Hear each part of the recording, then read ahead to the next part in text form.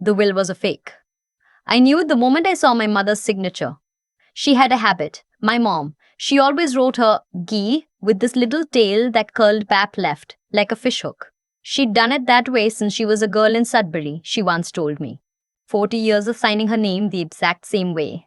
The signature on the document my uncle slid across the table didn't have that curl. It was clean, confident.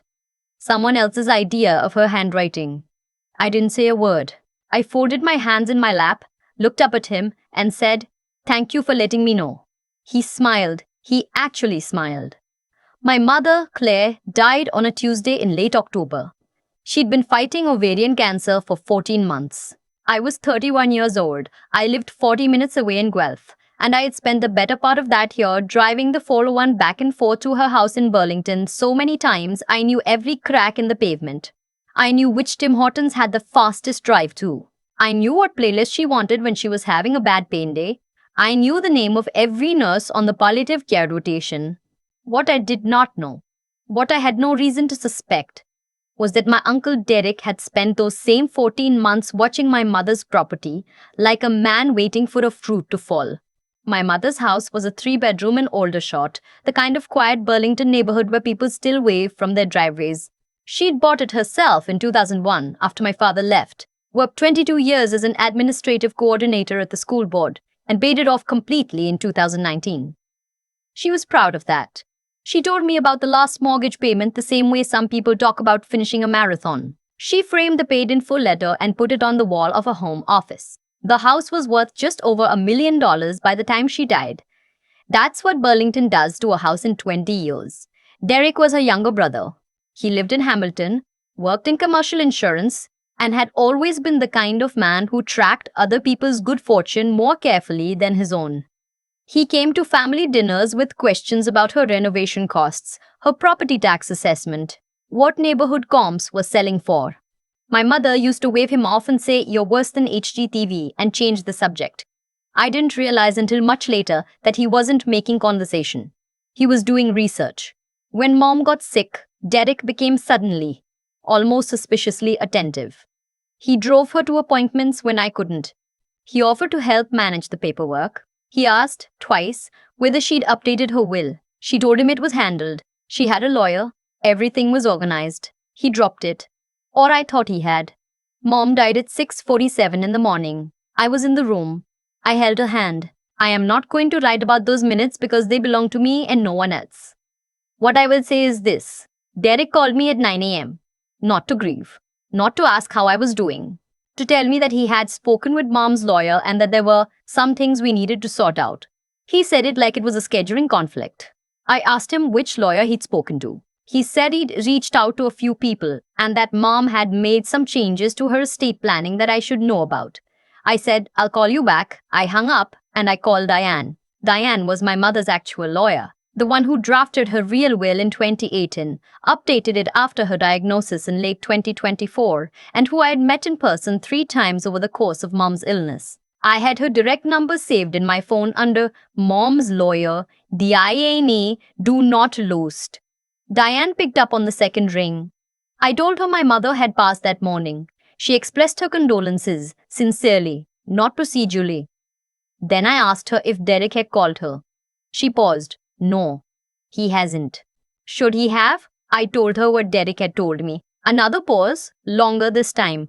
The will we have on file, Diane said carefully, names you as sole beneficiary and sole executor. It was executed in March 2025.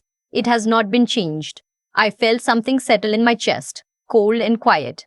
Can I come in this week? I asked. Come tomorrow, she said.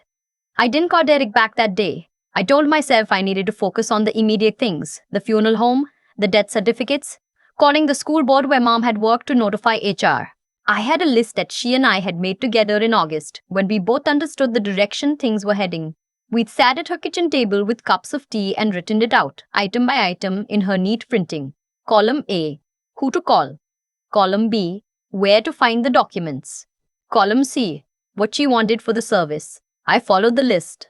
I did not call Derek. He called me again that evening. I let it go to voicemail.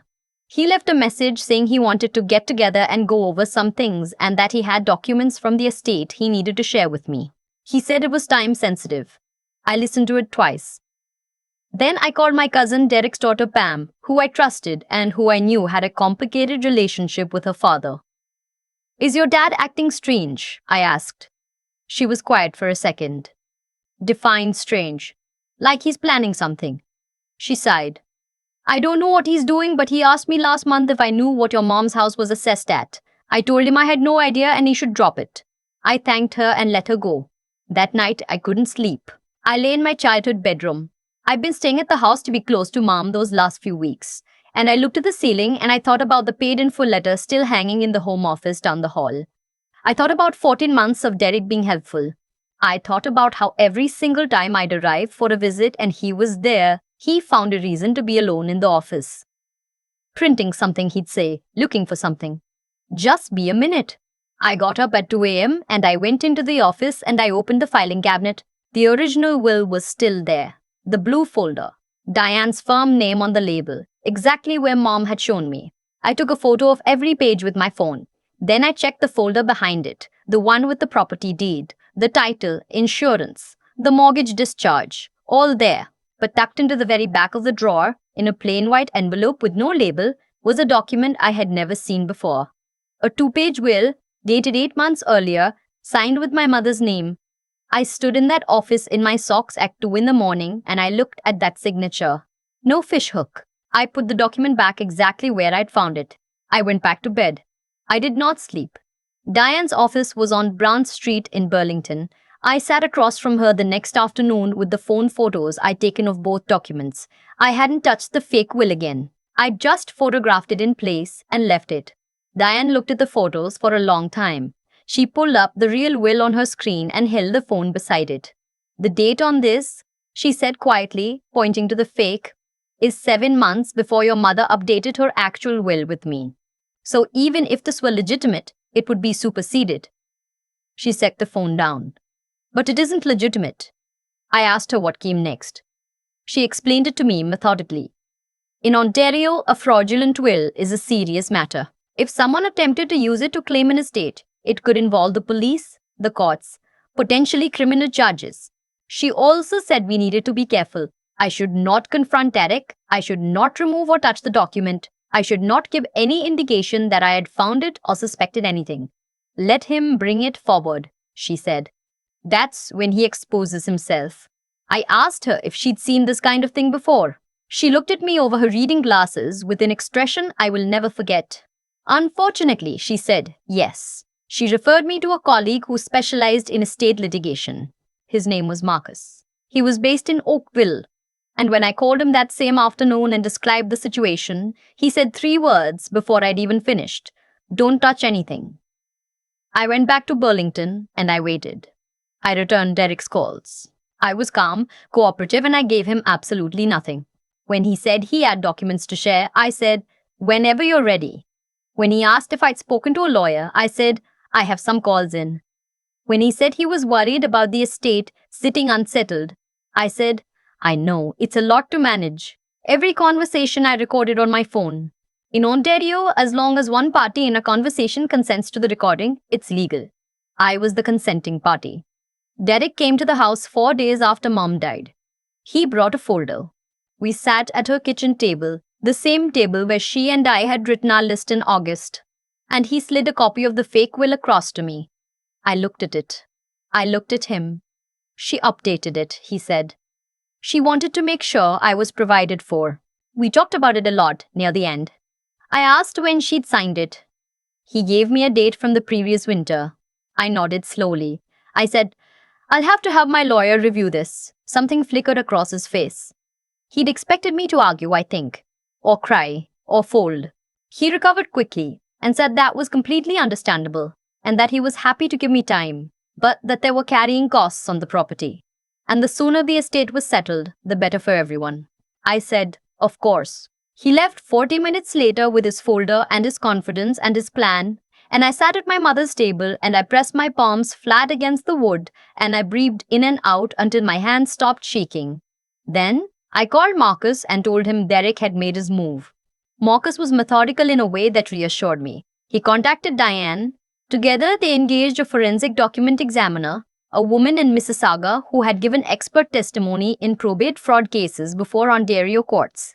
The examiner's name was Dr. Pitayan Singh, and she reviewed both the high-resolution photos I'd taken and, later, the original document itself, which the police collected as evidence. Her findings were unambiguous. The paper stock was inconsistent with documents printed in the period the will claimed to be dated. The fiber composition indicated it was manufactured more recently. The signature showed characteristics inconsistent with Claire's authenticated signing samples from bank documents, her real will, and medical consent forms from her treatment. The ink oxidization pattern was wrong for the stated date. In plain language, it was made recently by someone who had studied my mother's handwriting but hadn't known her well enough to know about the fishhook. Marcus submitted everything to the Ontario Provincial Police Financial Crimes Unit. I gave a formal statement. I surrendered my phone recordings. I provided the timeline. Derek's sudden involvement in mom's care. The questions about the property value. The moments alone in the office during visits. Derek had also, it turned out, done something much worse than forge a will. In the 6 weeks before my mother died, while she was on palliative care and largely sedated, he had used a healthcare power of attorney, also forged, to access one of her investment accounts at her bank. He had transferred $47,000 to an account in his name. The bank flagged it after the fact as part of a routine post-death account review, but hadn't yet escalated it. When the investigators pulled the transaction records, it was right there.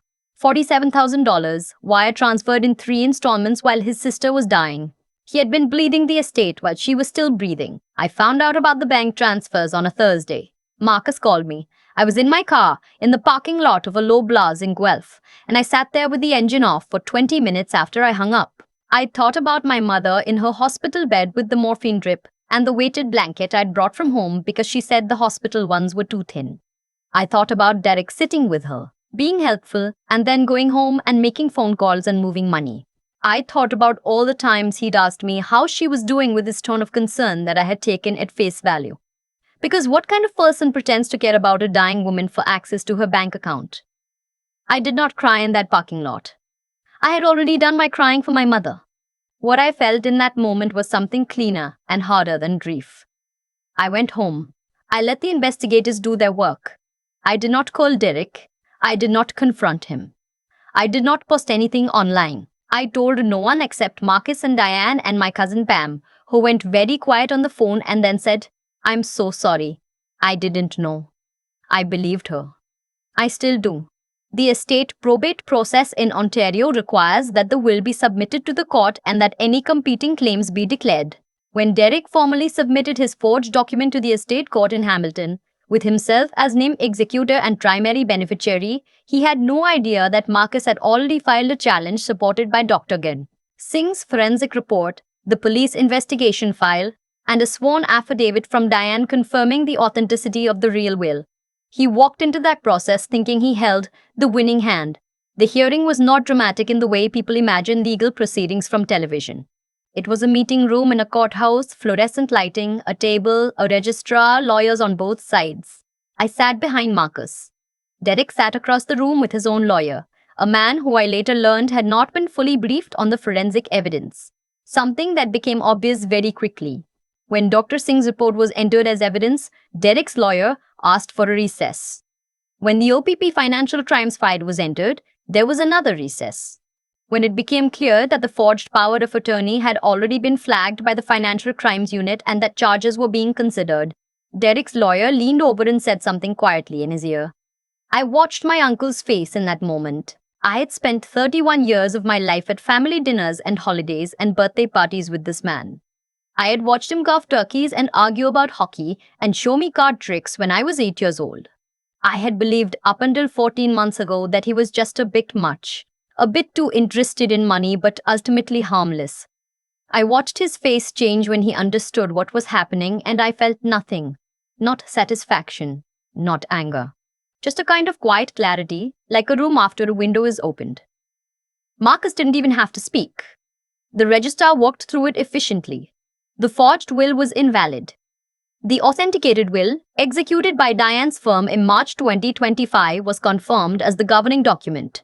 The estate, the house, the investment accounts, the contents, passed to me as sole beneficiary. The $47,000 Derek had transferred was subject to a repayment order and a separate civil action. The criminal charges, when they came 2 months later, included fraud over $5,000 and forgery of a document. His lawyer negotiated, but the forensic and financial evidence was comprehensive. He was convicted on both counts. I don't need to tell you what he lost. I still have the house. I haven't sold it. I go there on weekends sometimes and I sit in the kitchen with a cup of tea and I look out at the backyard where Mum had a garden she'd been building for 15 years.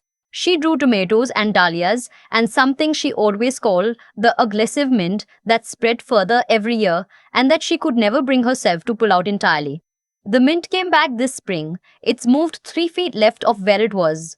I kept the paid in full letter on the wall of the home office. I kept her list on the kitchen table. The one we made in August, column A, column B, column C. I put it in a plastic sleeve so it wouldn't get coffee rings on it. The thing people say about grief is that it hits you in unexpected moments, and that's true. But it's also incomplete. What nobody tells you is that the fight to protect someone's memory, the paperwork, the lawyers, the recordings, the waiting, has its own kind of grief inside it. Every document you sign is another reminder of what they left behind.